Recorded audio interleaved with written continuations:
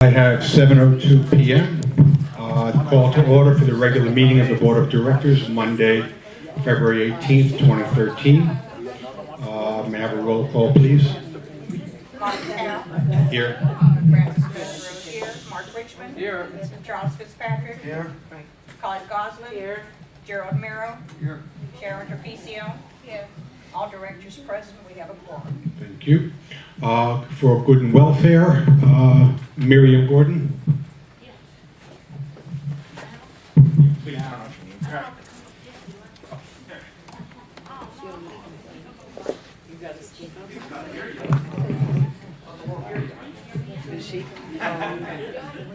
Hi, my name is Miriam Gordon. I live in St. Moritz, and we have a problem with the locker rooms. The locker rooms in St. Moritz have been broken into. They didn't steal anything, but they ripped all the metal things that the lock goes on. They ripped them all off, every locker. And we need to come up with a solution. Because we can't let this happen again, because who knows if they're going to do it again. They're fixing them, but who's to say they're not going to do it again? Miriam, if I may say, St. Moritz is not the only building. I know that. It's happened in at least 4 other buildings that That's I'm why aware we of. need to come up with a solution for You're it. absolutely right. This is going to be added to the next board meeting's agenda. No, we can't wait. We cannot wait. Well, the Because they're discuss. going to do it again. Okay, this will be added to the next meeting's board of. So you think there's no decision tonight? Well, there's no decision to be made tonight. We have to at least start the discussion. Not if it's Okay. an emergency. Okay, thank you, Miriam. Yes. What the reason why Marvin is saying he wants to, I'll get it back to you if you need it. The reason why he's saying he needs to put it on the agenda is if a decision for a new, if we're going to do something and buy something or spend, it needs to be discussed between the board. And the only way they can discuss it is it has to be by law on the agenda. But I will tell you that we replace everything. We have security. I'm sorry? Not all of them have been replaced yet, because we can't.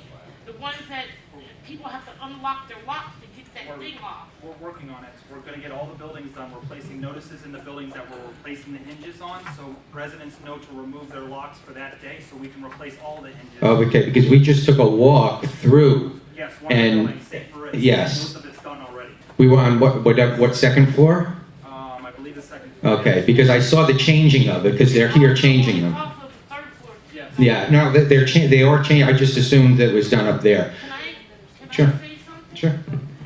Why can't we just put something until we come up with a decision, put something in place until we make the decision? We are. That's what I was just going to explain to you what we're doing. Can I make a suggestion? Sure. I spoke to Chad this morning. Why don't we put a lock on every locker room door? Nobody else can go in there. Only certain people will have the key. Like the office or working hours, they have to go to the office, or whoever has the key. Off hours will be the rover, and it only should be to 10 o'clock. After 10, they can't go in there. And they have to sign, there should be a sheet.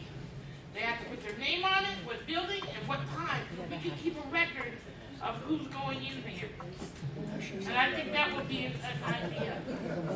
Nobody, the key thing, I don't think everybody should have a key, because what good is that going to do if people that are doing it's going to get the key? You're right, and I think it's a good suggestion. That's actually something that's an operational thing we can decide before the next board meeting, outside the meeting. But yes, over the next couple days, we'll talk. I'll be able to talk about that, and if we decide to implement it, we'll implement it in place until we. Well, for right now, right, and if that's what is decided, that's what we'll do. But it's also going to be added as an agenda item because we need a permanent fix. I think that maybe, like we talked about this morning, whoever's doing this, if you're here, why don't you reveal yourself? Stand up and expose, let us know you're doing it. Don't be scared of it. Yeah. What I'm saying is, if you give everybody keys, What's in this, the people's gonna go in there and vandalize it. That's a very good idea. That's a very good idea, and we'll talk about it. We came up with a thing Yeah. that maybe they're doing this because they want cameras. There's a lot of Several motives, and people we don't have know come to me. anything. There's a lot of reasons why it happened. Let's just try and come up with a way to fix it. We're gonna fix it, and we'll move on from here. But thank you very much. We appreciate it. Thank you, Miriam. Is there anybody here that's not aware of the situation in the locker rooms? Okay, on the Bavarian side of the village, the St. Moritz, Edelweiss, Interlaken, Zurich, most of those buildings, somebody has gone into the locker rooms and done damage. Broken the hinges, pulled doors off, damaged locks, just that so far there's very little evidence of any theft. Somebody just did a lot of damage. And have gone building by building by building. So far it seems that they've only gone to that part of the village, they haven't hit the other buildings yet. Last year, the Grenoble got hit. Same type of damage? Yep, and actually, I got stuff stolen out of my locker. This is the first It one was here? reported, no, I reported it Oh, back when okay. it happened. But that, it did happen prior to this. So understandably, we need to do something, and there's one very good suggestion that doesn't involve any money, or very little, but this conversation will continue, and it'll be on the agenda for the next board meeting, and we will deal with it in a more concrete fashion. Mark just said shoot them. I think drones are a viable alternative, but that's my opinion. Okay, that's okay. That's just for good and welfare. Next is the waiving the reading of the minutes of the previous meetings. The directors. Directors have been furnished previously with copies of the minutes of the meeting, the regular meeting of January 21st, and the special meeting of the regular meeting of January 21st, correct, and the special meeting of January 31st. Is there a motion, please, to waive reading of the minutes and accept them and approve them as presented? I so move. I'll second. Motion by Charles Fitzpatrick, second by Dr. Richmond. Dr. Richmond was my father, I'm Mark. Are there any? Yeah, I have a comment. Yes, sir. Correction or what? I need a mic.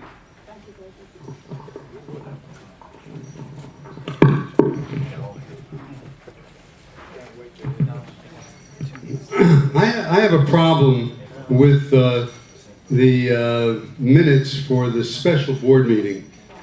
The special board meeting was about an hour long. There were 2 items on the agenda. There was some active comments and discussion at that meeting. However, reading these minutes, you might as well have just stamped the agenda passed and listed the directors who were there. And I don't think that reflects what happened at that meeting. And my suggestion would be that we should go back to our old way of also recording the voice commentary of the meeting like we used to. But that is a meaningless, absolutely meaningless minutes from that meeting. It just states the 2 items that were on the agenda and they were passed, period. And it didn't mention anything about the discussion that occurred on both items, mostly on the second item, but on the first item also. So while we're going to pass what is there, there's really nothing there.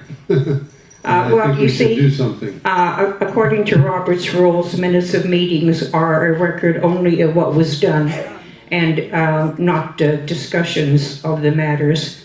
There was a time when I first began taking minutes when I misunderstood how they should be done, and I was doing practically verbatim reporting of everything that was said, and I came under very, very severe censorship because of what I was doing.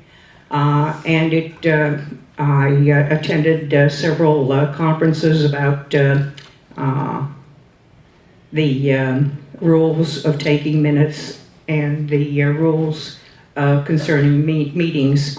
And I was instructed by people who were in the know that you record only what is done. You do not record the conversations that went on with the meeting. So these minutes do accurately represent exactly what was done by the board at the meeting. Thank you.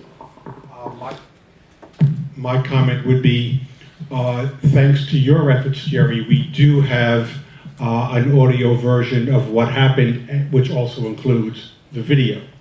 So, due to your efforts, there is a recording of each meeting, and you choose to make it available however you choose, but there is an audio recording available. Do you suggest, what more than that do you suggest? Well, I suggest, since these minutes are what's put on the website for the ownership to see, I think that, in my opinion, important items that are brought up in discussion during a meeting should be part of the minutes. I discussed the matter with Jason, and Jason, I don't know if it was Jason or it was you, Marvin, I forget, but you suggested, one of you suggested that there's possibly two ways of looking at the minutes, and one was what just Francis mentioned, and just pretty much what's on the agenda. It either was passed or it wasn't passed. And the other way would be a little bit more explanatory as far as the discussion.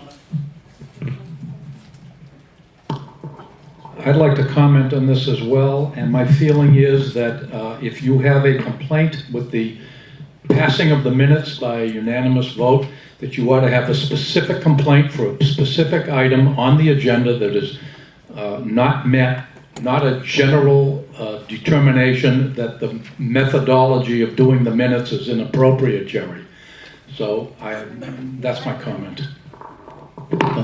I have a question for Francis.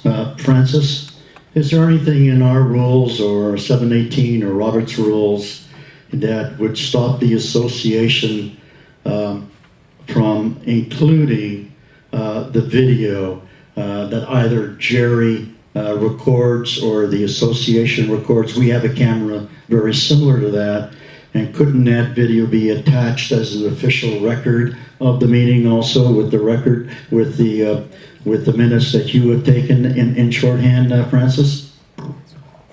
I think that would be a precedent that you might be sorry for later down the road. But it still would have nothing to do with the official minutes. I mean, the fact that we have a tape or a recording that might be available if anybody wanted to look at it or hear, would still have nothing to do with the official minutes as kept by the secretary and as kept in the minute book. Am I right or wrong? You're absolutely right. It would, and that's what I was going to say, because you can't be official without having releases, because you're videotaping people. So you can't make it an official part of the association records. But I did also want to comment on what you did say. When you post minutes on the website, for example, you're posting, everyone knew what the agenda was because it was posted. Everybody knew when the meeting was, so it was there. So basically what the minutes are, Francis, is correct. It's a recap of what the board did. And that's what everybody's seeing. If they want to hear in-depth conversations, they should come to the meeting. That's the purpose of the public board meeting. So yes, I hear what you're saying, but it wouldn't be official because there's nothing that makes you write verbatim, as Francis is saying. She is correct. Again, I'm not looking at verbatim. I'm just looking at topics that are related to the subject, to the agenda. Otherwise, to me, this is meaningless, that's all. So if you want to make it more meaningful, then if there are topics that come up on the subject, it should be in the minutes. That's my opinion of the minutes. I'm not a Roberts rule expert, so if that's not necessary, then that's fine. I just am bringing up the subject because these minutes are so, what's the right word? They're so nothing. You know, it only really tells us who was here, that's it. and what the board did. and what the board did. Let's move the That's it. question, please. Okay. Are Okay, there sorry any- to take up your time. Are there any other comments about this from the board? Okay, we have a motion and a second on waiving the reading of the minutes. Are there any objections? It's passed unanimous. Next are comments from Charles Fitzpatrick.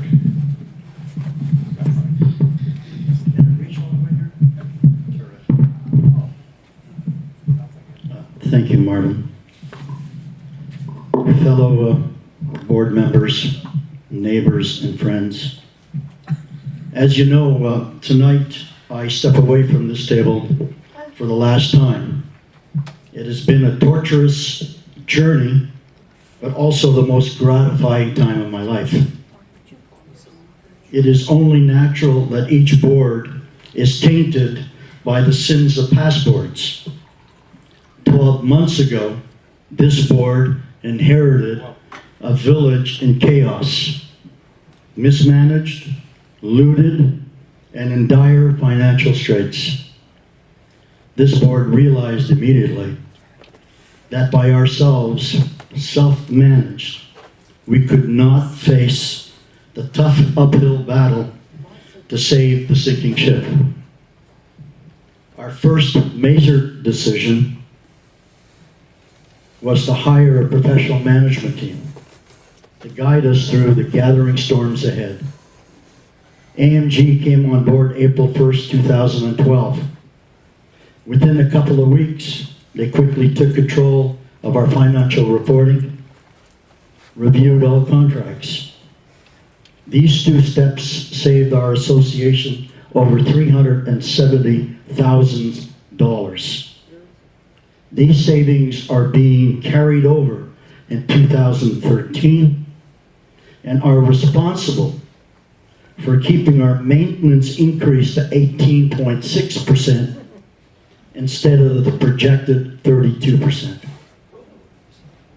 In January 2012, units in collections was 144. Today, that has fallen to 90. This board, because of its hard stand, has recovered over $300,000 in delinquent back payments and ridded ourselves of many deadbeat owners. Furthermore, this board took more bold steps to control future delinquencies. With difficulty and resistance, we went to the membership for their approval to raise our minimum requirement by $5,000, thus assuring us a little bit we would attract those who could better afford to live the lifestyle we have developed here. This board also took more empty, non-paying units back, contributing to the welfare of the association. Went to the membership and got rid of the crippling 25% rental cap, assuring us again of attracting new investor owners.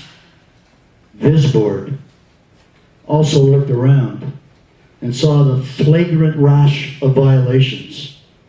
Whether it was a broken window, windows draped in bed sheets and newsprint, torn screens, patios used as storage sheds, illegal dogs, illegal tenants, owners owning more than 4 units, and owners who just continued to ignore our governing docs.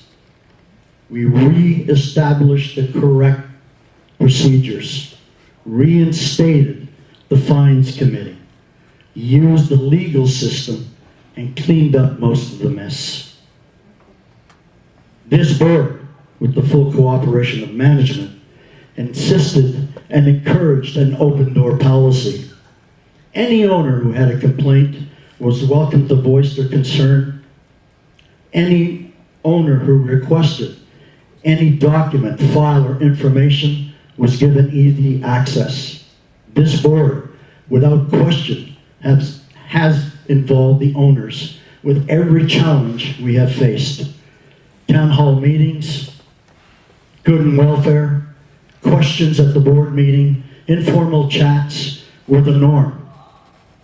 When the owners voiced their displeasure of the board, including cameras, speed humps, back wall security, new signage, tree trimming, and building renovations, this board listened and rescinded their vote. When it was time to work on the 2013 budget, it was a committee of owners who recommended it to the board for approval. This board, again with the recommendation of the owners' committees, accepted the proposed new rules and regulations. This board, after years of struggle, where our dear friend Michael Schenkel took up his quest and initiated the water conservation program. With the help of the Broward County grant monies, we replaced old toilets with new flush models. This board authorized the inspection of every unit in the village, and we have repaired hundreds of faulty taps, flappers, leaky valves, and pipes. This board also has okayed the replacement of old light bulbs with the new energy, less costly, efficient lighting system.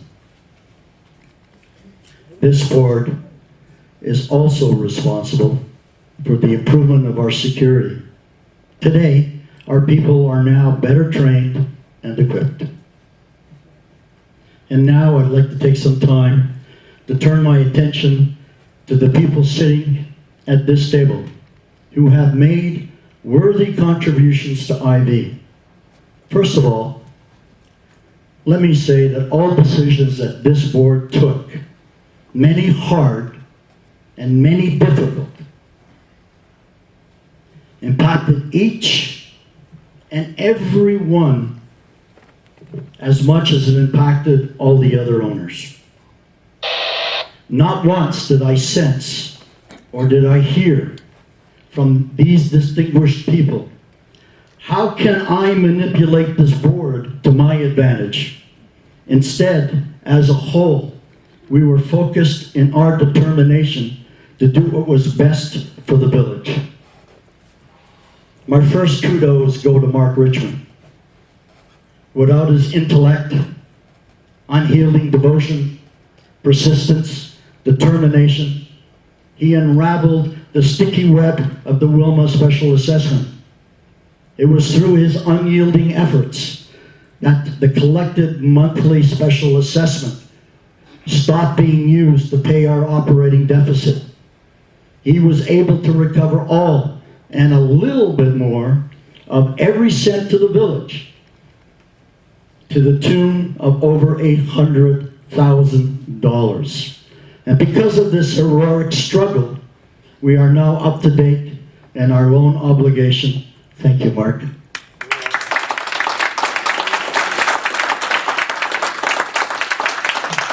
Francis Misero has served this community for many years without once accepting special recognition for her hard work.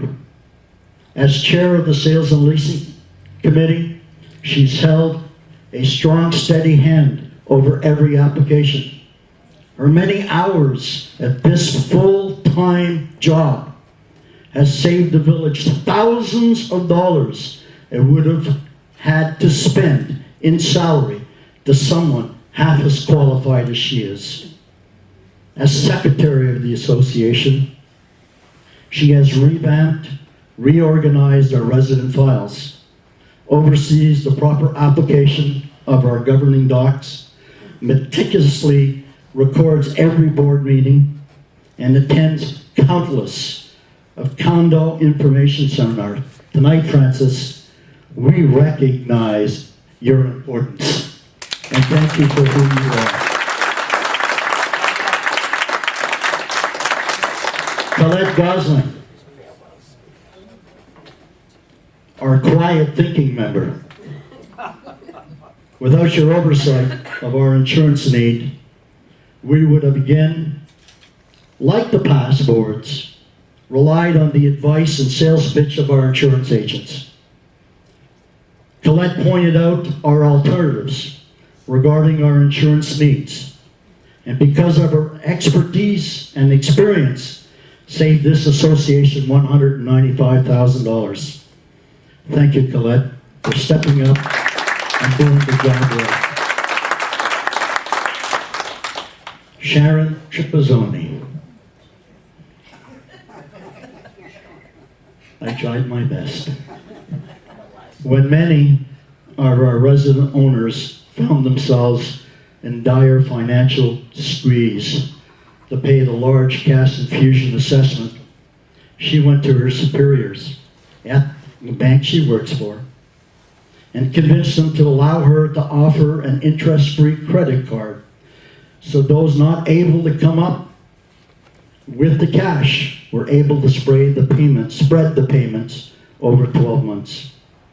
This, ladies and gentlemen, is how this board member saved many from losing their homes. Thank you, Sharon.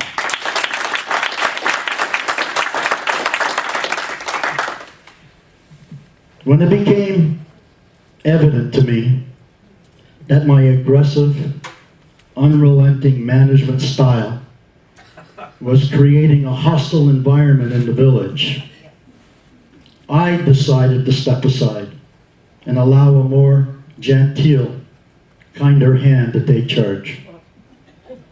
Marvin Tao has stepped into that breach, never missed a beat, and is leading this administration to better times.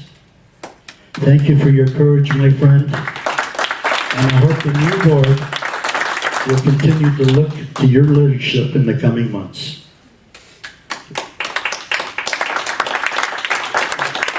Ladies and gentlemen, I have served you honestly as a director, auditor general, vice president, chair of the legal committee, president, and advisor. And I leave you with a heavy heart, but assured that with your support, that the majority of the people sitting next to me will continue to serve you always with your best interest first. And I would be remiss without praising the incredible job that Jason, Chad, Grace have done. Without their hard work and professionalism, as hard as this board has worked, it would have been a lot harder. My every grateful thanks to the team. Thank you, ladies and gentlemen, and may God bless you.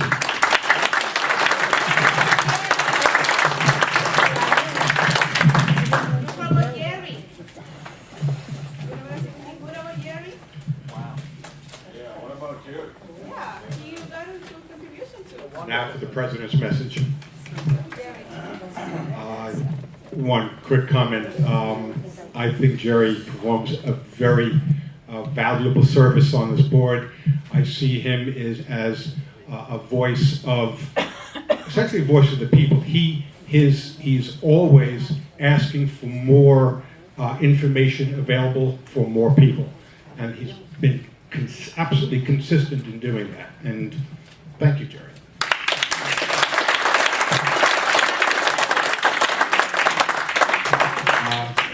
Charles, thanks for your comments.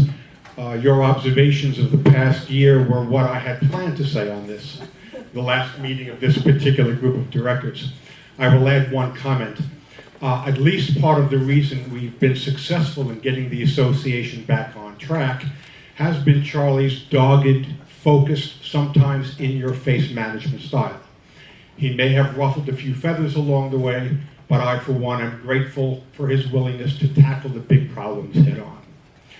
To put things in perspective, International Village Condo Association is an enterprise with a $3.5 million annual budget.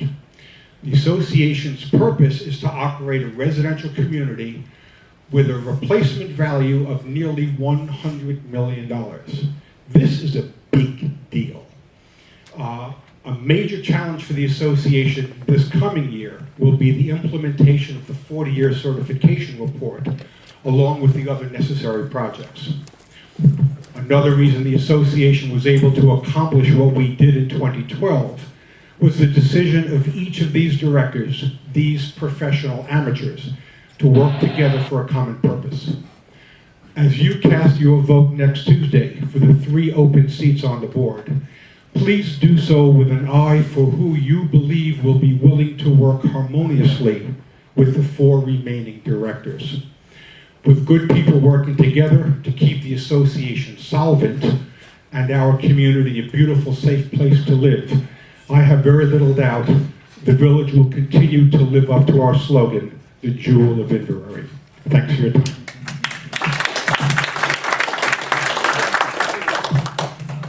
And now the management report. Thank you. Okay, good evening. I'll start with the outdoor spa. We removed the green carpet as it was a health code violation, as we discussed last meeting, and the wet outdoor deck flooring for the commercial use, which is approved by the health department, has arrived. Actually, I thought it was supposed to arrive Wednesday. It actually arrived today. So we will start installing that tomorrow, and it'll probably take 2 days to install, and this will bring us completely compliant outside. The indoor golf range, we did find a leak. It was not from the pool, and it didn't cost us $20,000 to fix. So the golf range is now open, and that brings us into the indoor pool sauna, which was on hold because we had to feverishly figure out what happened, what was going on with the indoor golf range first, because we were losing water. So that was very important. Now that that is fixed, the next thing we are doing, which is tomorrow, is the pool deck, the outdoor spa deck. Then from there, when we finish that, we're going to go straight into the indoor sauna over here at the indoor pool. The water conservation project, I'm happy to say, is now probably 2 weeks from completion. As I discussed many times about how aggressive we were with our water figures for 2013, where we cut out $76,000 from what we spent in 2012 in anticipation of the savings. Because of the first water bill that we received, it looks like we'll hit our $600,000 figure instead of $676,000. So I'm very pleased about that.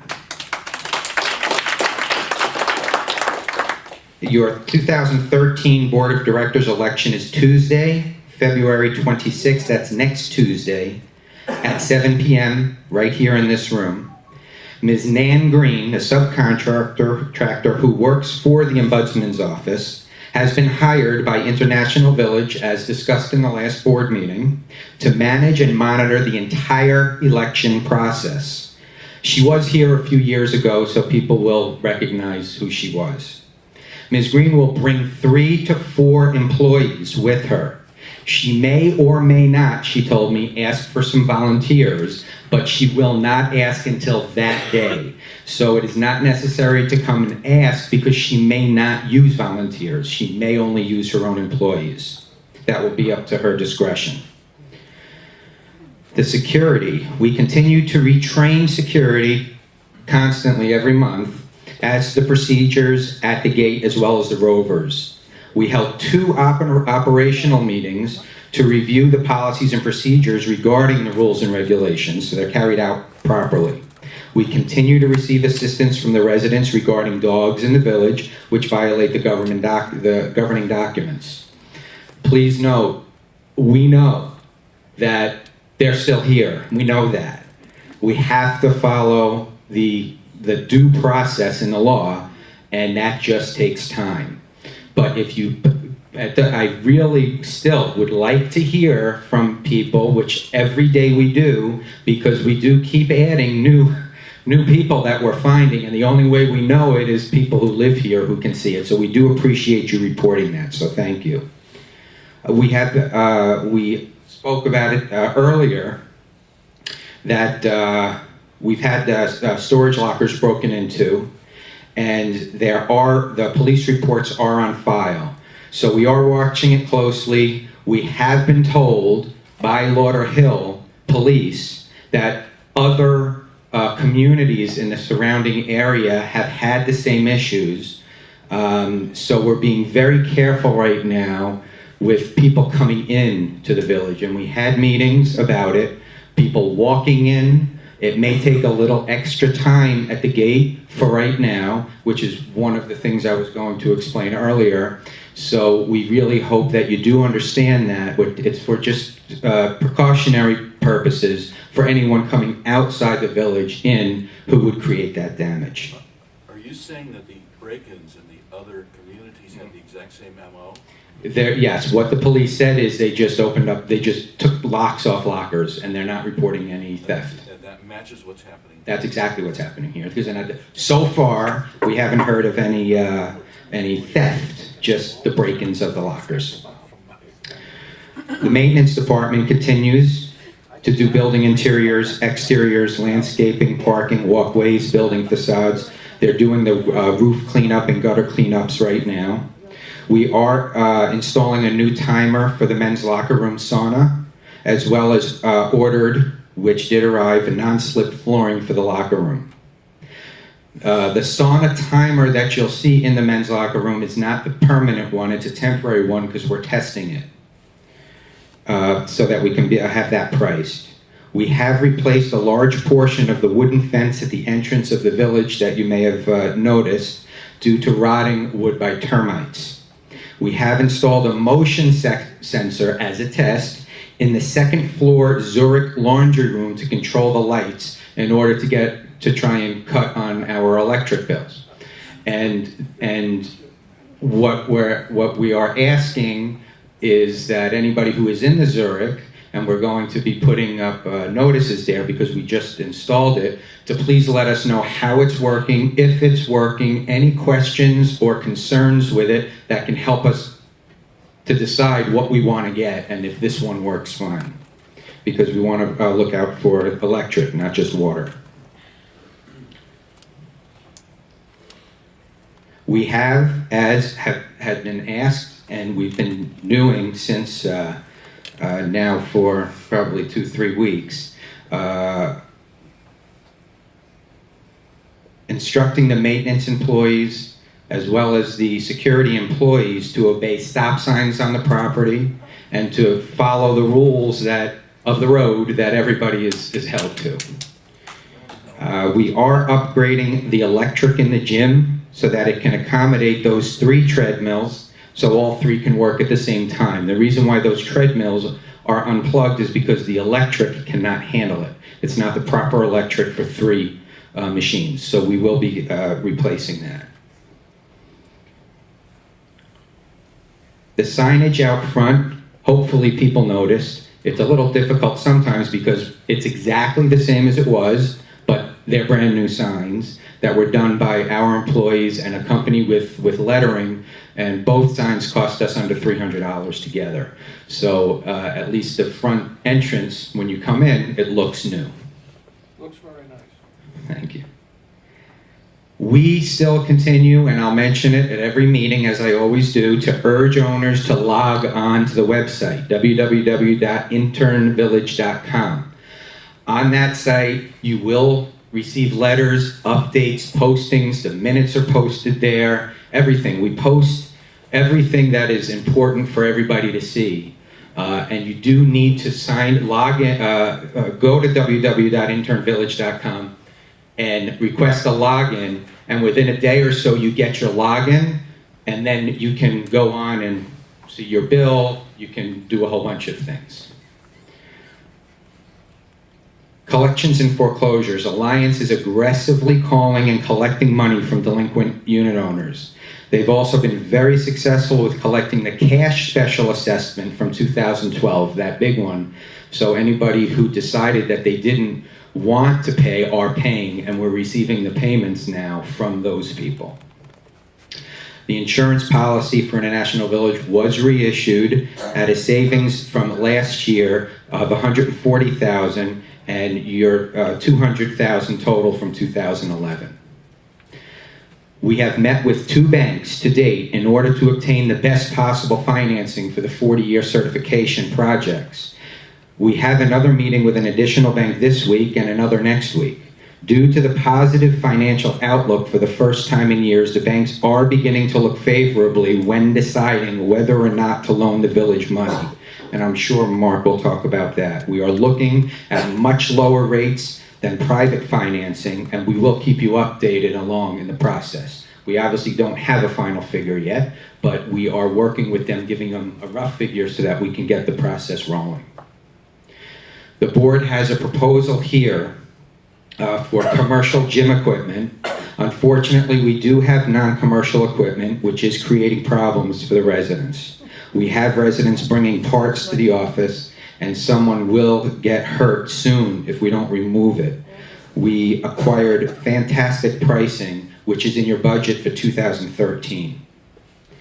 We have spoken with the former owner of the beauty salon, and the board will be discussing the possibility of bringing her back to International Village.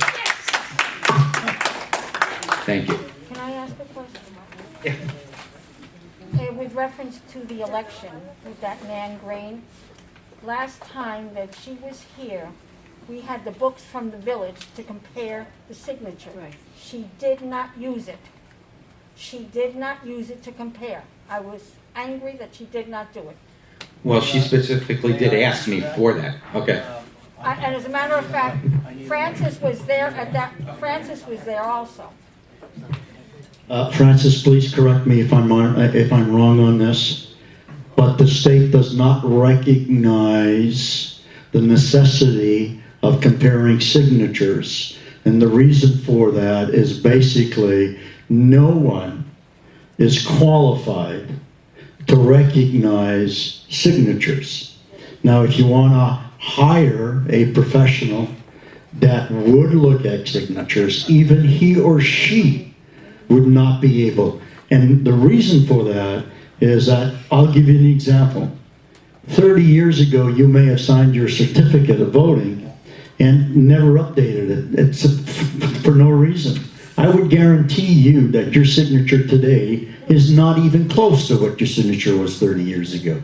So the state no longer recognizes signatures as a valid verification for anything. So what happens then, Charles, with people handing in a bunch of envelopes and different, they'll just write the name. Okay, no, Marcy, whoever is verifying whatever it is that needs to be verified here in the village, whether it's a ballot for a new candidate on the board or whether it's for a new amendment or whatever, the voting certificates are definitely checked to make sure that the right person is voting for the right unit.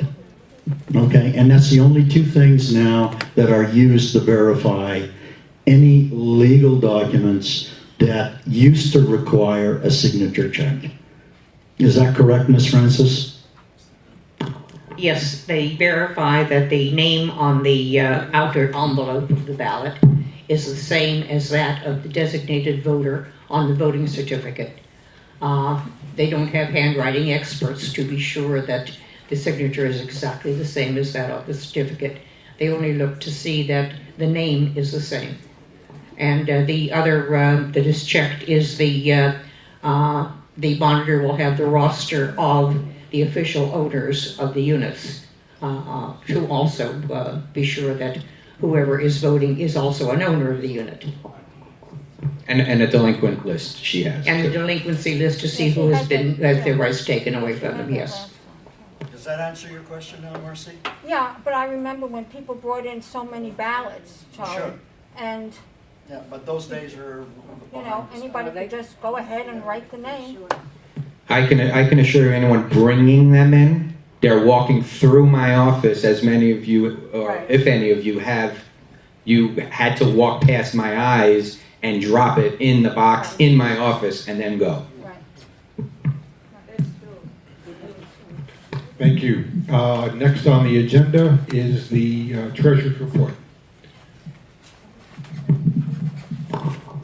There you go. Got one?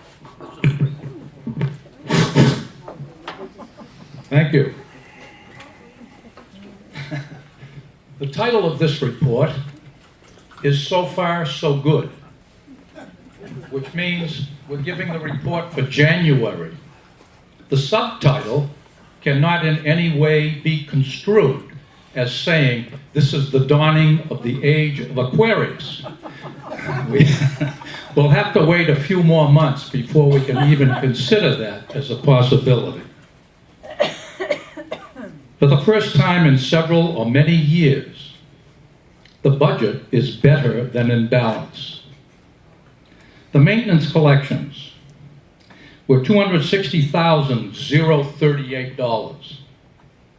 Miscellaneous receipts taken as a group amounted to approximately $14,000 for total receipts of $274,038.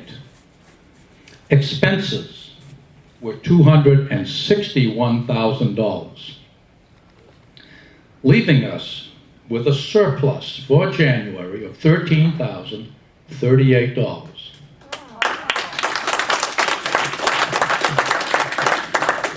We should all revel in that figure and hope that it continues for the ensuing months. If it does, this will be indeed the dawning of the age of Aquarius for International Village.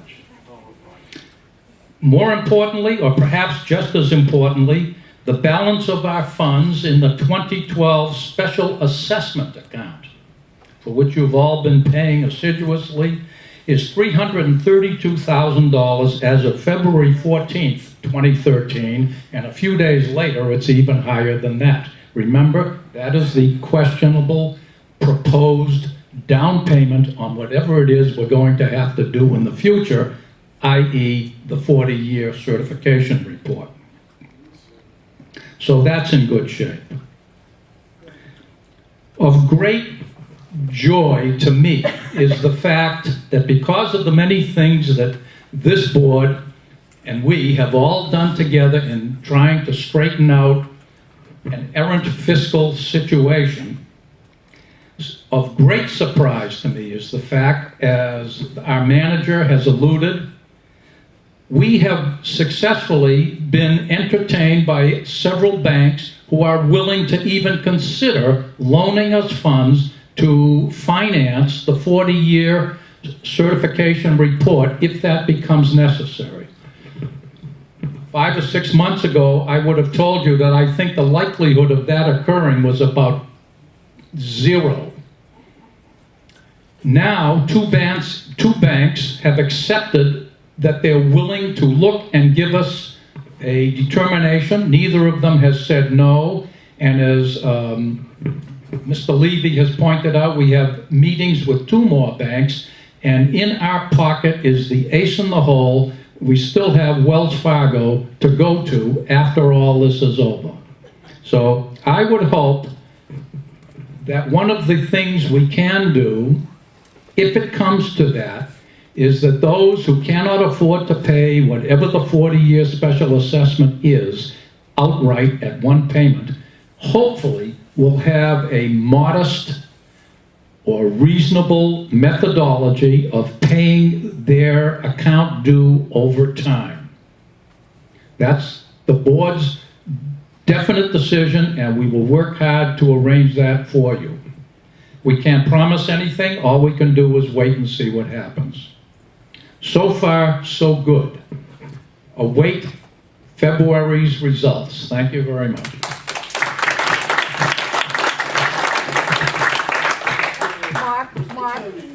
Mark, if a new board gets in and different people are going to be on the board that are not here at the present time, will that change the 40-year assessment? You know, the assessment. The 40-year certification will not change. It is what it is going to be. Okay. The only thing, let me put it this way, Marcy, there are 2 parts to the 40-year certification. One is, remember, for all of your knowledge, if you don't know this, the 40-year certification is based on safety and security. So the only things that are recommended to International Village or any condominium association up for the 40-year certification mandated by Broward or Dade County. It is not a statewide thing, it's a county-wide thing. The only thing up for grabs is whether the items at issue represent a safety or security issue for the population in the particular condominium. We know approximately what that number is. We also know that we can add things to it if the committee elects to do so. We have no control over the things that are up for grabs mandated by the 40-year certification report. Those things are baked into the pie. A future board cannot change that. The only thing we can change is whether or not we can gain. Let's assume that everybody was flush in this institution and very well off, and everyone said, I can get 0.001% in my bank account or my CD for the next year. To hell with this, I'm going to pay that off and save myself whatever interest it's going to come to. Some people are not as fortunate as that. So it's our definite feeling that we want to make it easier for those people who cannot afford to pay the amount up front to try to finance it if it's at all possible for them. We have some control over that. The control we have is whether, one, we can get financing, and two, how long can we make the payments out. That's what we can control, and that's what we're doing right now. Okay? You're welcome. Any other questions for the, yes, sir. My name is J.K., the resident of M Building and 2E. Due to the language barriers, I cannot express full appreciation for the, board of directors, and they working so hard. I understand. And also, since I took a look at, the internet, I appreciate very much about the raising of the property value so much. I don't know, it goes to Jason, it goes to every one of you. Thank you very much. My one question is, as Jason a while ago mentioned about collecting the money from the delinquency person, that was successful. I'm not too sure whether I clearly understood or not. I understood throughout my 2012 with the president, board member, including they were successful in collecting the delinquency money. My question is, whatever money collected from the delinquency person or delinquency unit, does that money goes into or deposited into independent account or existing any account? That's my question. That's a very good question. Thank you. The answer is very simple. Yes. Let's assume that we collect $1,000. There is usually a stipulation made as to whether or not a part of that $1,000 goes for prior uncollected special assessment accounts due to Wilma. If we are lucky enough to collect that money, that amount of money is carved out and goes to Wells Fargo to reduce the special assessment loan. Any remaining funds after that, if there are remaining funds, go into operational account. Okay, another question.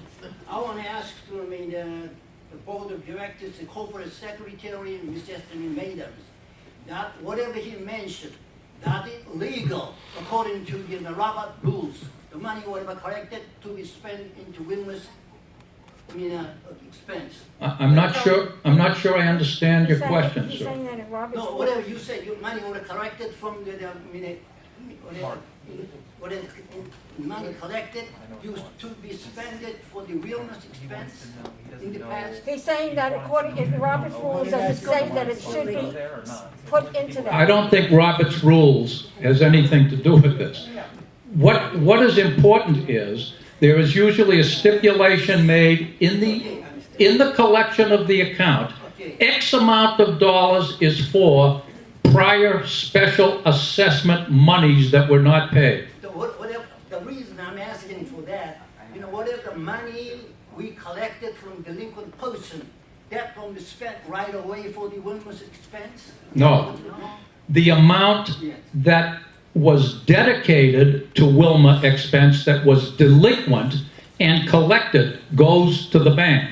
The rest of the money, if there is any money, goes to the general expense or general outlay. Mark, maybe what Can he's you asking disclose is, how what much if, money we get from the, the money collected from the delinquent person?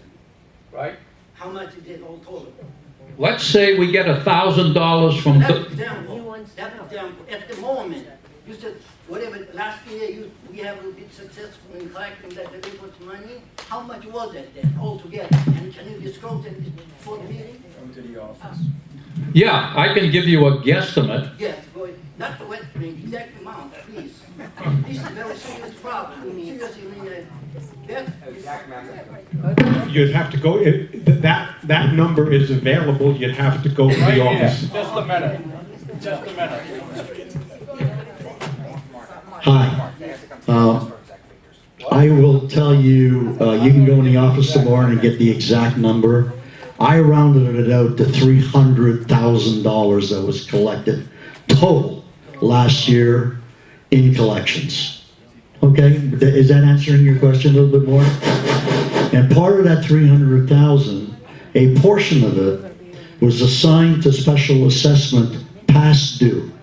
That was $192,109.10. Is that exact enough for you, sir? You're very welcome. I was wondering if you could also tell us how much to collect that $300,000 it cost us in legal fees. Mark?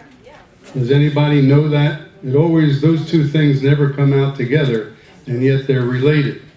Does anyone know what it cost us to collect $300,000 of delinquent fees? And if not, where would that information be able to be found? The office? What part of the office? Is that you? You. So do you know? I don't know it off the top of my head. You don't know. Well, to me, and I've mentioned this before, to me, to say one figure without saying the other figure doesn't have the meaning that it should. It cost us, if we got $300,000 and it cost us $150,000 to collect it, that's different than if we got $300,000 and it cost us $25,000 to collect. Sure. I don't have an exact figure. I can give you an approximate percentage. Out of approximate 300, 320, whatever the amount was, it costs us in the vicinity of 4.5% to 5% of that amount to collect that dollars. So in other words, for every $100,000 that we collected, we paid out $5,000 in collection fees. I would appreciate, since that's just off the top of his head, and I think it's an important number, I'd appreciate an official count. Thank you.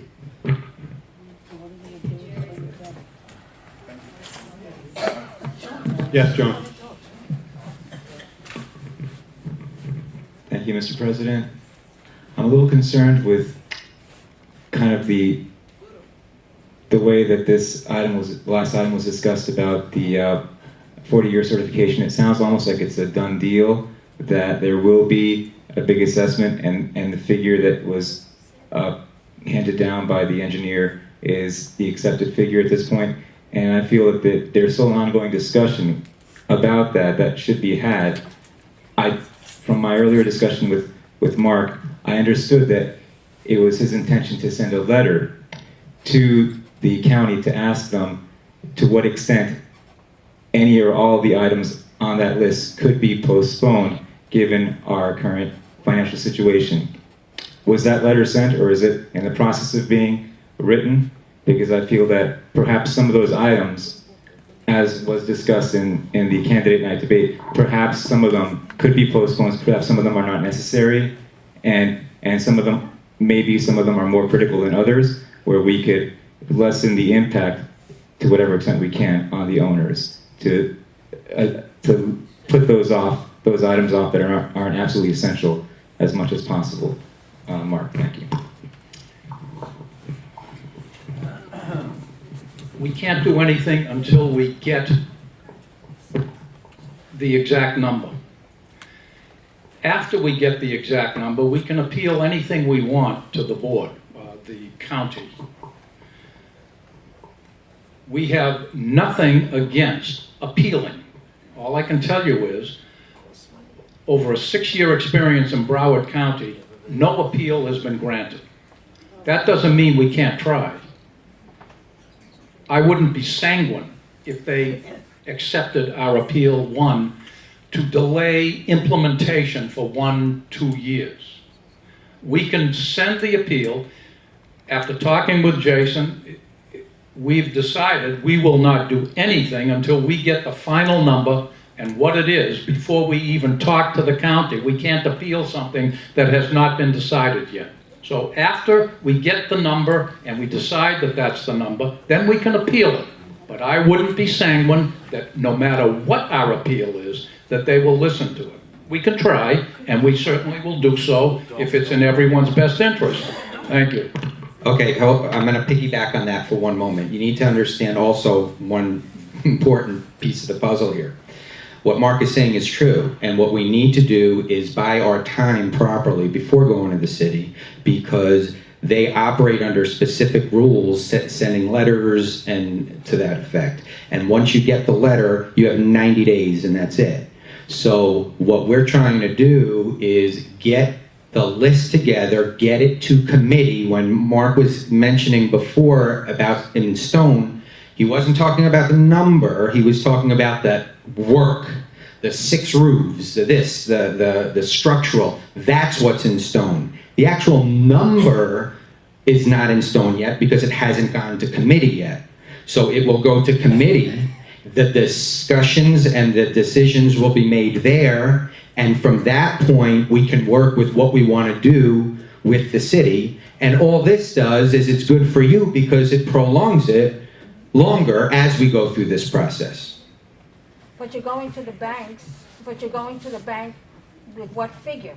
We're going to the bank with the figure that's on the 40-year, but that doesn't mean that's what it's going to be. You can go to the bank with a figure, you can always lower it, but they need something to work with, and they need your finance, they need to start the process because it's a process. So we give the bank the higher number, and then we come in, if we come in lower, we come in and say, no, well, the final number that we need is this. So it's just, we have to take a guesstimate, and the guesstimate is from that report. Can I add? Sure. I think it's also very important to understand part of the deliberations that we've been going through with the various banks that have been kind enough to at least say, no, you have a 15% delinquency and giving you a loan is ridiculous. Goodbye. They have not done that. They have said, because of what you've done the last few years, because you've raised money, because your financial house is reasonably in order, we're willing to consider the possibility of giving you a loan. Along with that, they're willing to consider the possibility of buying out the Wells Fargo loan, which, if you remember, is going to be approximately $2,500,000 or $600,000, which comes due this time next year, February 27th, 2014. We have 2 banks who've said, we will consider that, i.e., you are going to need X amount of millions of dollars for your 40-year assessment. We understand that. We also will consider taking out the Wells Fargo loan for $2.5 million as well. With a lower percentage rate. At an interest rate that will approximately be 1/2 or slightly more than what we're paying now to Wells Fargo. So all these things are being considered, and is in everyone's best interest if we can pull something like this off in some fashion, and we will keep you posted as to what's happening. Thank you. Mark, let's go a step further. Let's say that each person may be assessed $5,000. You don't even know what that's Okay, I'm just using a hypothetical. Go. What happens out of 832 apartments? Only half of them will pay. What are we doing then? That has already been considered, and if it's the $5,000 assessment, it means that we have excluded the delinquencies as well. And that's the number that everyone will pay. Are we looking at a $7 million assessment? I don't think so. I think that's high. Okay, Rollover? With the rollover, I think that's high. I think we're getting into, We're getting into an area that we're not ready to discuss. Clearly. And don't jump the gun. The only thing to understand at this point is that things are moving along and we have options available to us that were foreclosed 6 months ago. I want you to understand that. just to round things out, the 40-year certificate out, the 40-year point is a little bit ways in the near to mid future.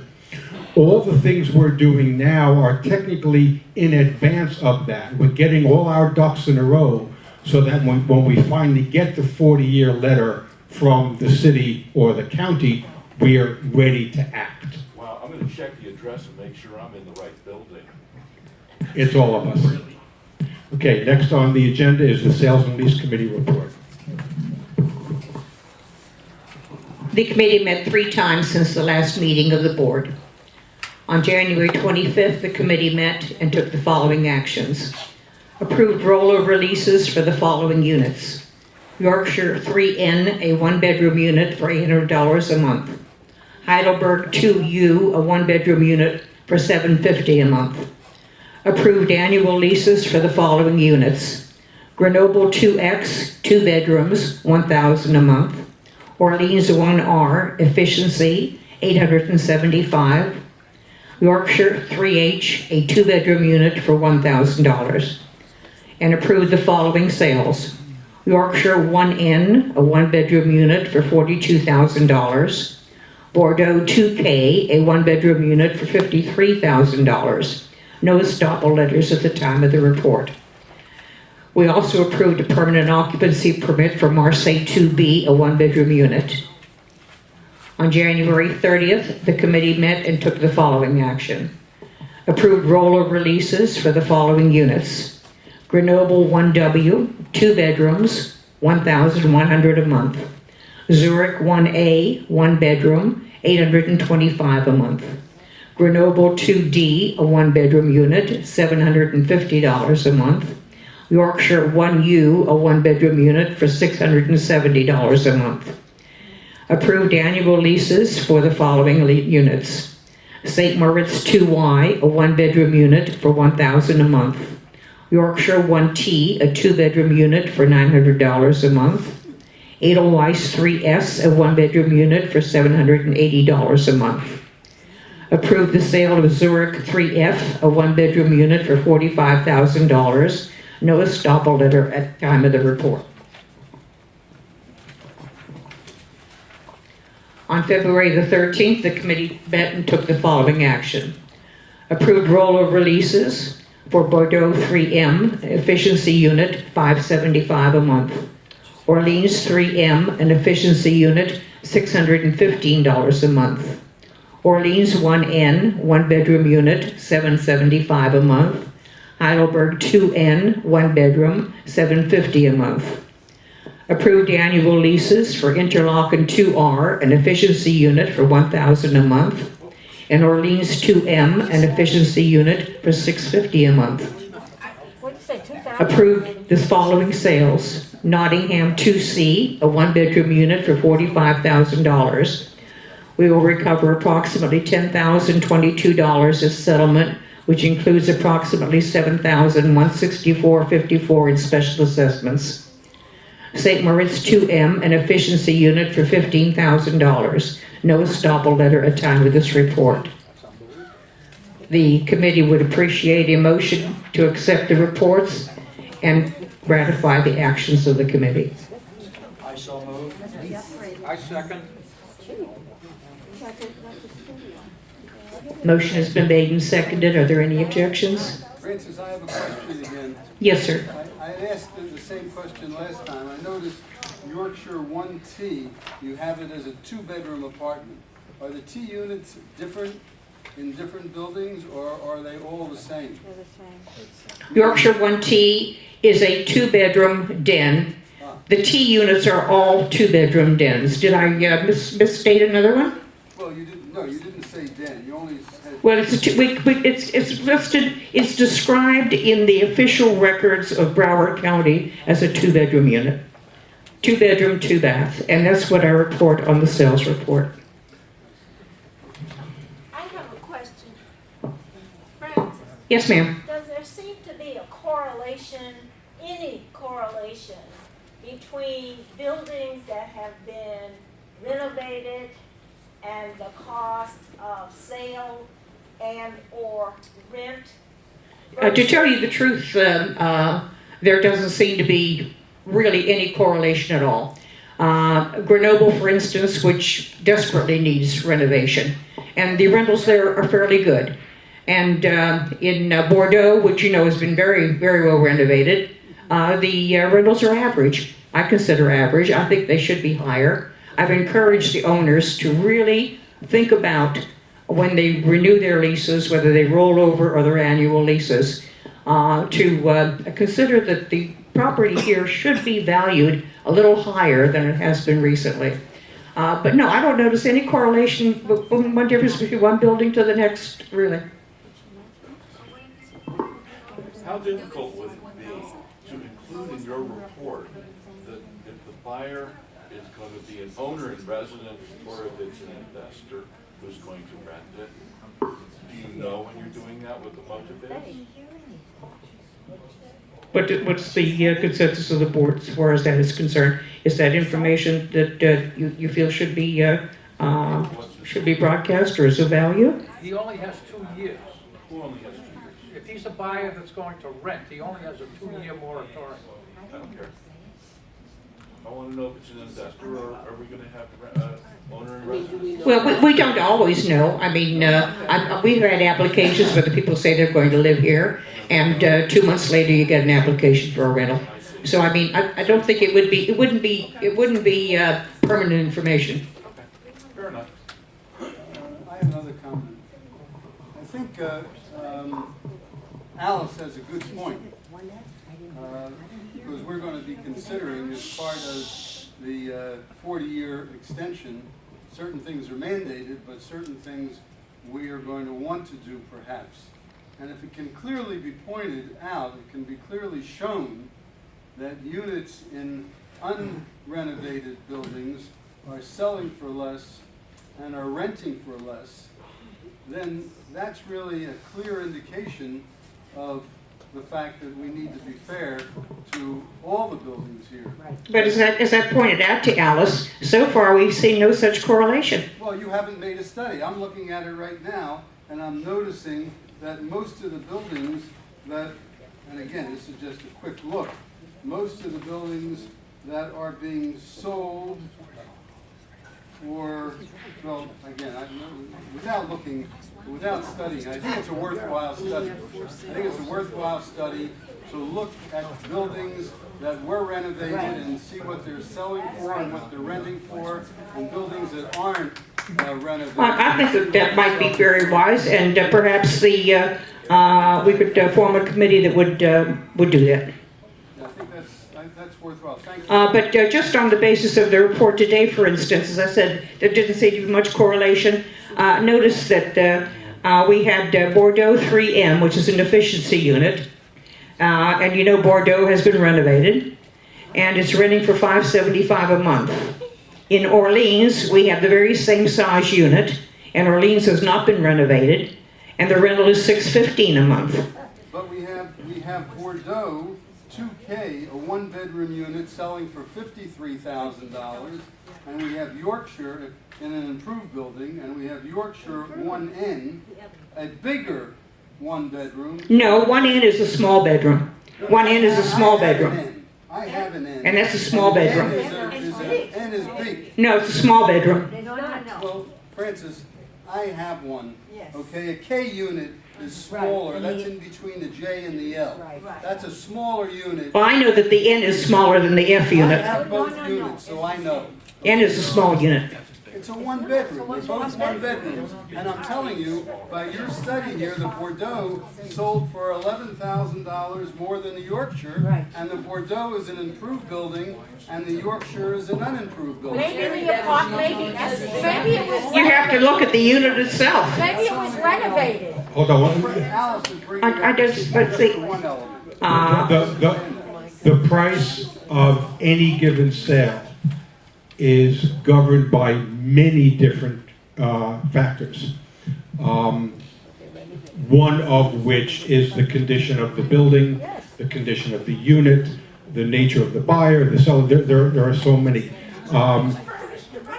Yeah, there are so many variables. But I do agree that if putting together a committee just to do a study over the last year or so on sales and leases of renovated buildings versus non-renovated buildings, just for my own edification, I'd be curious to see what those numbers looks like over a period of a year. It can't hurt. Yeah, but what about the apartment?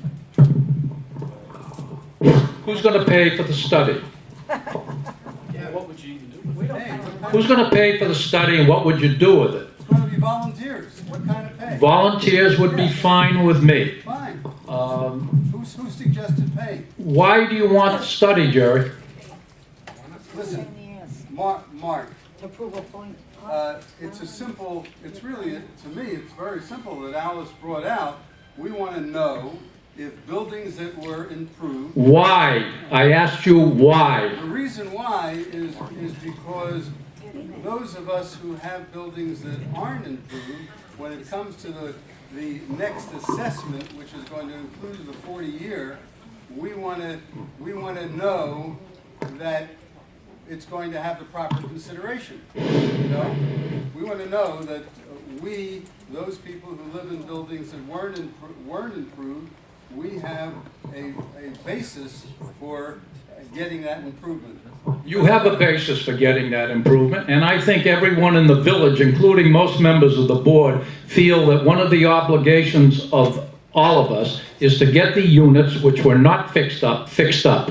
I think everyone in the village sort of feels that way. I don't think we need a study for that. I think it's a waste of time. As chairman of the committee that's going to run this thing, I can tell you that my definitive feeling is if we have any funds available, we want to fix those buildings up as one of the first extra things we do over and above the 40-year committee necessity. Thank you. What do you mean if there's any funds available? We're going to be voting for funds, to provide funds for those buildings. We're not looking for available funds. We're looking for funds specifically for that purpose. The committee will make a recommendation to the board as to how much money it wants to spend on the 40-year certification plus extras. One of the first extras to consider is whether or not we fix the buildings that were not fixed before. As far as I'm concerned, that is the first consideration over and above the amounts of money necessary to spend on the 40-year certification. So we're going to listen to everybody. Everybody's part of this thing. We will probably have 1 or 2 town hall meetings to discuss whether or not the membership at large, if you can quote such an item. Just a moment, please. This is very important, I think. The people will sort of decide and recommend to the committee whether we go ahead over and above the basic necessities required by the 40-year certification.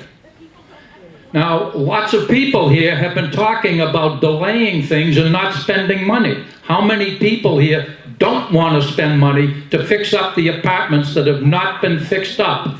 No way. How many people feel that those apartments or buildings that have not been fixed should be fixed? A grand majority. So ergo, I think everyone sort of feels that way, and we will move to try to get everybody to agree that the extra expense of doing the buildings, at least my feeling is, we will try to get that on as part of the assessment. Okay, I'll take one more question from the floor, then we're going to move on. Eve. I find that study or or at least what I heard up to now, is kind of silly to compare a 1K with a 1N, because nobody mentioned location, what you're looking at. Are you looking at a friggin' fence in the back, or are you looking at a beautiful lake? Nobody mentioned that. So who is an expert here who's gonna evaluate that? You know, that makes the value of a unit, not only the renovation, certainly not the building. I would buy because of the view at a better price than, you know, that study should be made by somebody who really knows real estate. And I don't think people that really know real estate want to be bothered doing that study. That's my feeling. Thank you, Eve. Move the question. We have the motion on to accept the Sales and Lease Committee report. It's been seconded. Are there any objections? Motion passed. Next on the agenda is 11, vote on new delinquencies and suspending common area rights, barcodes, voting privileges, etc., and voting on language for the future. Madam Secretary.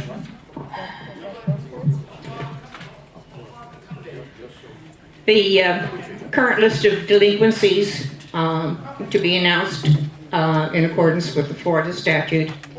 Owners who are more than 90 days delinquent in obligations, monetary obligations to the association.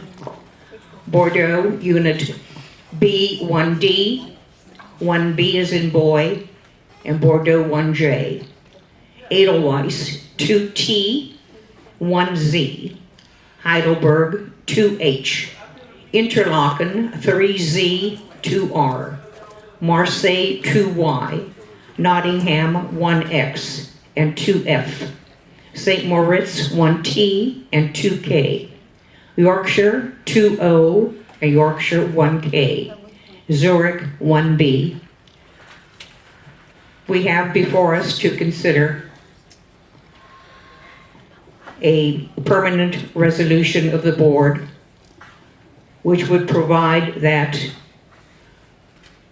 anytime an owner becomes delinquent 90 days, on the 91st day, there would be an automatic suspension of the rights. I wish to put this motion before the board. Yes.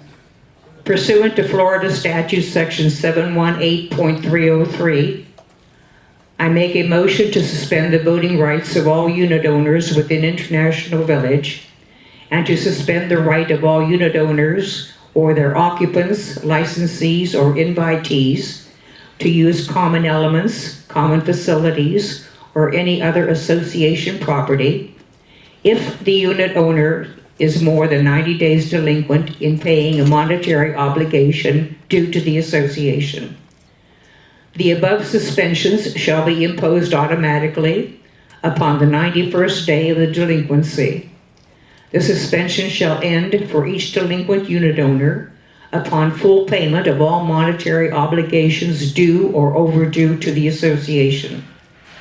Pursuant to the section 718.303, the association shall notify each affected unit owner and, if applicable, the unit's occupants, licensees, or invitees of said suspensions by mail or hand delivery. May I have a second to this motion? I second it.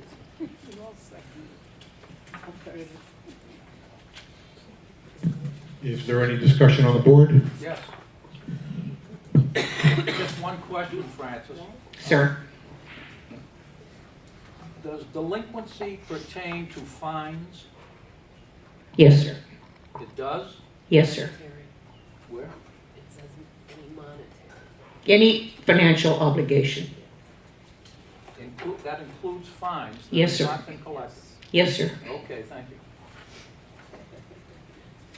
Any other questions on the board? I just wanted Any questions from the owners? Yes, sir. You'll Are the streets part of the common elements?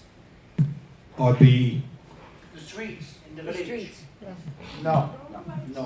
well, they are part of the common element, but they are not considered something that a person cannot be denied access to the roadways. They have to have access to their unit. They have to come through the gate, but they would not have the barcode. They would have to come through the guard portion of the gate. Okay, do they have access to a parking space? Yes, the parking space is part of... We cannot take their parking space away, no. Gloria? What about the people that live in here 5 years without pay? What are they gonna do? What about people who've been People 5 doesn't years pay in 5 without years. paying? What are you gonna do? What do you They're mean? still living here. They're still If a person has been delinquent and they're 5 years, their rights have already been suspended. Correct? Yes. Yes, they've already, I understand your question. What's happening with the board right now is a future resolution for future delinquencies that instead of coming to the board every time somebody is 90 days, that it just automatically becomes delinquent. Automatically, those rights are removed and a letter is sent to them and they get denied access. Your question, which is a good one, not pertaining to this particular subject, are all in the process of being either evicted, foreclosed, and we're going through the legal process of that. So I would reserve for something else and allow the board to just finish with the items that need to be voted on. But yes, that is being addressed. Yes.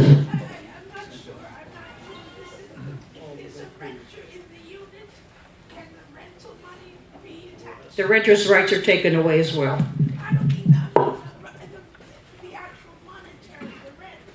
Yes, there is already in place procedures that if an owner with a tenant is delinquent, procedures are in place to attach the tenant's That's rent. that's one of the first steps we take for collection. Yes, one of the first steps we take for collection. That's already in place. That's already in place. Yes. Thank you for giving me an opportunity to speak again. I think last June or July, when we had a meeting here, the board of directors made known that out of the 850 total of the unit, that 856, out of them, 832. Okay, 832. I could still remember the number is 156. 157 delinquent. Okay, that was almost about 20%, something like that. 20% of delinquents was very important for us to. That's that we avoid. What they call last year's. Yeah, we had to take into account the number of non-paying units when we did the assessment. At the moment, what our government Francis reported, total, I didn't count 1, 2, 3, but not more than 30, am I right? As of today, the delinquent unit is not more than 30 units? It's about 16. 16? No. That's just new. That's just new. New 16 added to the 156 again. Oh, yes. Added to the 90, added to the 90 somewhat that we have. The 157 has been reduced to about 90, and now there's another 13 being added. So there's an interplay. There are new individuals who are getting delinquent for whatever reasons, and we're able to, through a collection process, collect quite a bit of money and reducing the delinquencies. It's a constant play. Then I would like to ask the personal, question to the president, Mr. Marvin, as the president. What do you think, as the president, increase of the number of the delinquent will affect to the old remaining units, that to avoid, what they call bankruptcy? Or, we could get better without, assessment. Can you express your perspective for it? Based on what we've done so far through 2012 and for the first month of this year, our delinquency rate is going down. It's a steady downward. So we're doing quite well. And whatever the delinquency rate is, it will be taken into account on any new financial obligations. Okay. Marvin? Yes. Just a suggestion, because again, this is, when we get these lists that are add-ons, they're the current 90-day, okay? We have no idea where we stand. All we know is we're adding these X amount, 16 or whatever it is. I think a useful page to go, even though we're only voting on this, or actually in the future we won't have to vote on this based on this Yes. new thing. Yes. But it would be helpful so that we know, we never get the whole story. And we would have the whole story if we had a page that was what is current, you know, that already, we already approved, okay? And then, in other words, the ones that have been sold or have been collected, they're no longer on there. I can add that in the manager's report every week, every month. I can just put inside the delinquency section how many were, how many, the status of the increase, decrease, where we stand. Right, the current, old, and then the new. And putting the two together, we could count and we could determine if we had 90 or we had 120. Correct. I can add that every month. There's no issue with that. That would be previous balance. Yes. Thank you, Derek. Okay. The motion has been made and seconded. May we have a vote? Are there any objections? It's unanimous. Next on the agenda, item 12, is the gym equipment.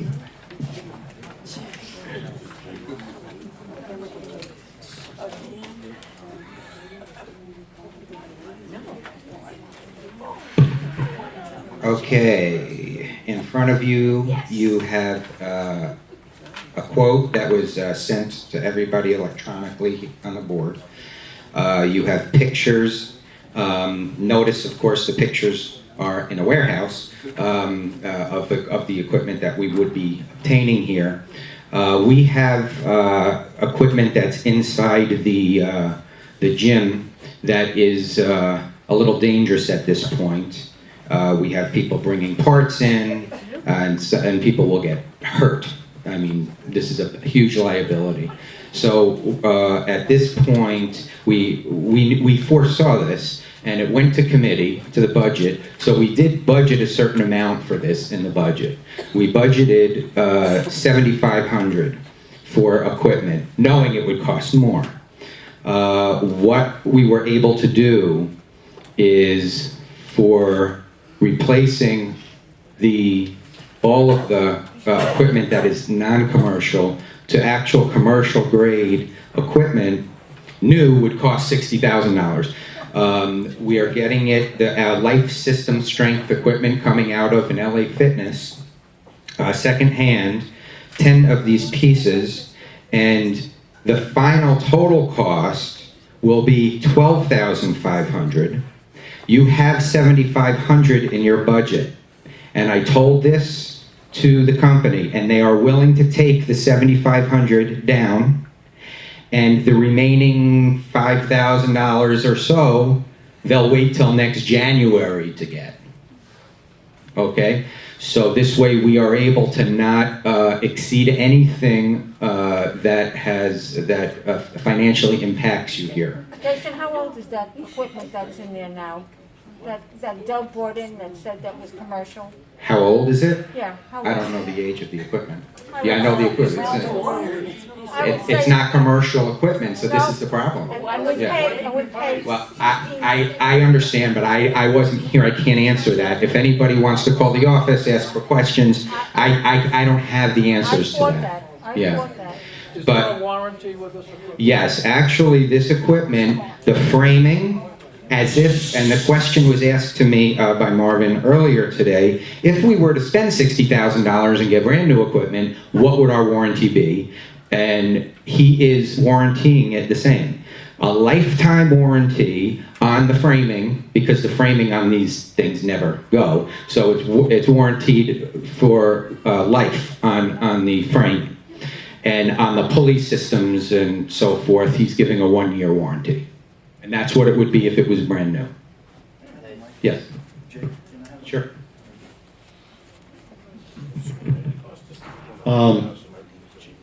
You know, everyone in this room is aware of the debacle of the gym equipment that happened less than 2 years ago. We were promised and delivered. We were promised good equipment, and we were delivered basically nothing but low-grade, home use gym equipment. At least, I know it's not going to get us anywhere, but at least it'll be in the record, Jason. If management and this board would consider at least sending a letter to the supplier of this equipment asking for some sort of reimbursement. We would not get a dime, but at least let us recognize an association that the equipment he did provide us was inferior, and that we formally ask him for some sort of reimbursement. You don't even have a name. Okay, thank you. Any questions regarding the what you have before you? May I have a motion to accept the purchase contract as provided? I so move. Do I have a second? I'll second it. Is there any objection? With reservations. No objections? Unanimous. Yay. Next on the agenda is the beauty salon. Yay. Yay. Jason? Okay.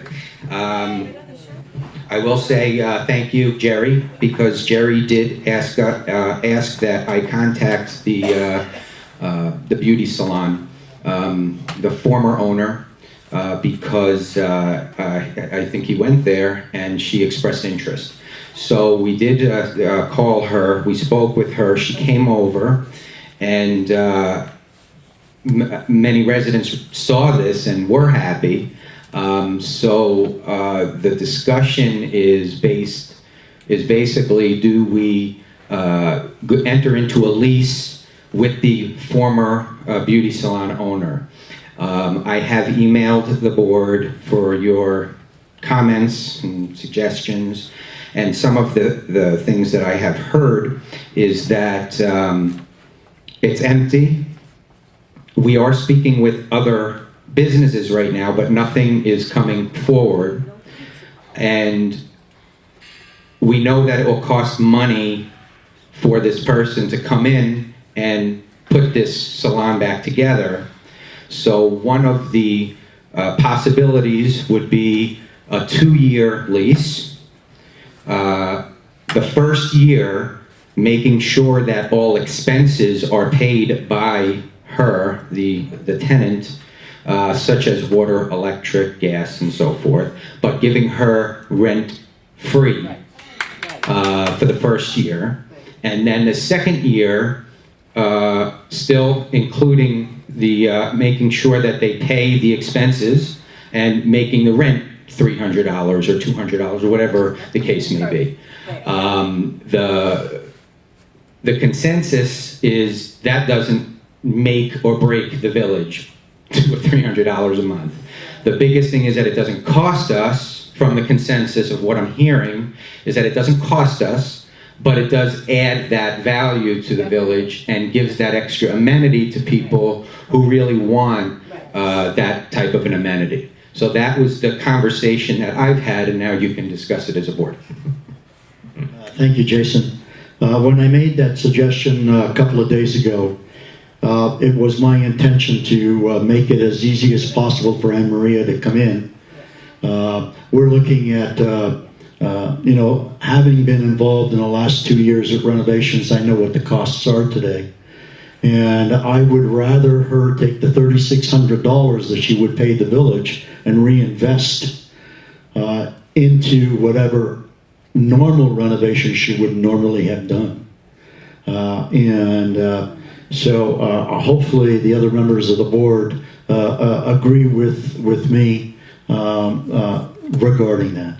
Jared, do you have any comments, sir? I just didn't, if I understood you correctly, Jason, you said there's a separate water meter for the beauty salon?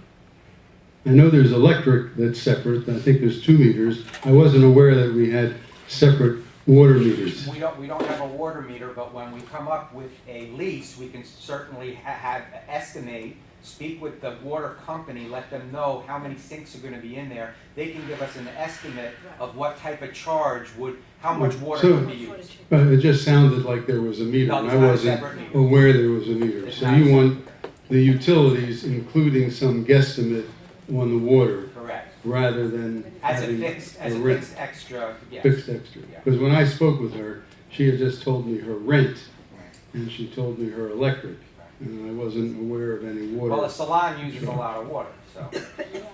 Well, again, we're trying to get her back, I thought, under the basis that she left and pretend she never left. You know, that was the way I was looking at it. But whatever. Having her back, I think, is definitely an asset for the village. I have a question for you. When the lady left, there was some question that she didn't have any insurance, which Right. theoretically was one of the reasons for her expulsion. Right. We have to make sure that she has proper insurance. Here we have our manager, he's going to take care of all of that. Thank you. And if it lapses or something, he'll call it to her attention. You don't throw somebody out for that, and you certainly don't lock someone out for that. And that's why the village was fined $15,000 for just abruptly locking her out and keeping her equipment. So that's not how you do business.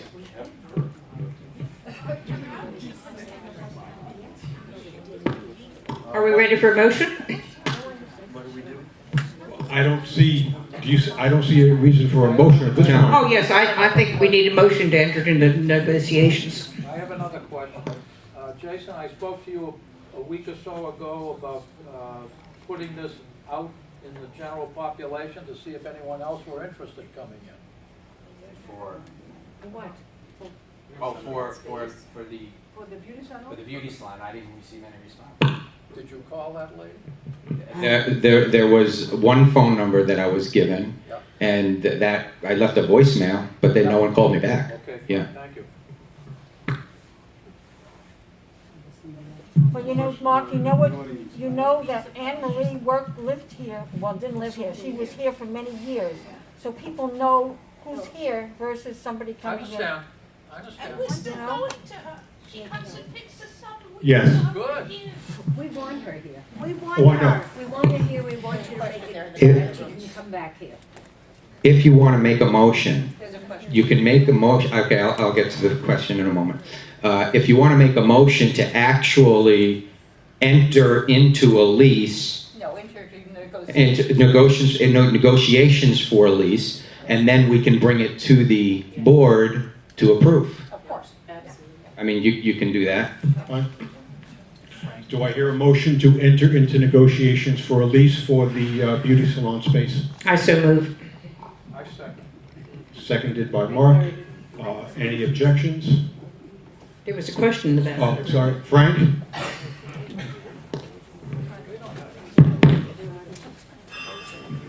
Thank you. I have some friends who buy property and they rent it to corporations like McDonald's and, you know, big corporations.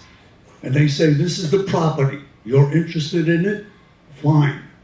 Their contract states that they take this property and any amenities they make to that property, when they leave, they cannot touch. All the things that they do to make that property better stay there when they leave that property. They no longer rent it. Is anybody on the board aware of that? It's only built-in things. Hello? Moving furniture, that's built in. Only That's not for things. It's furniture and equipment. Furniture. We're all aware of it. Fixtures. Well, if the air conditioning unit breaks down, they put in a new one, they can't take that out. It's a fixture. It's a Frank, fixture. we're aware of You're that aware of that? situation. Yes. Oh, Yeah. okay, okay. Thank you. Okay, move the question. Are there any objections to the motion? Motion is unanimous. As there are no other agenda items, I move for adjournment. I second it. We are adjourned. Thursday, Friday morning.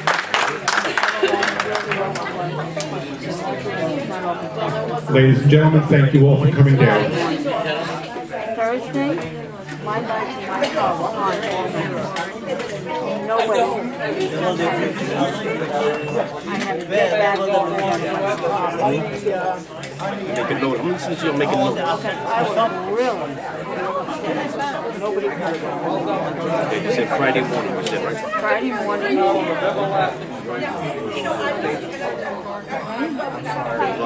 You want to walk with me back to your house? Okay, laundry room. That's what you want. Exactly. Jason, not open till after 9. Other thing was, where was the rover? Gone all night.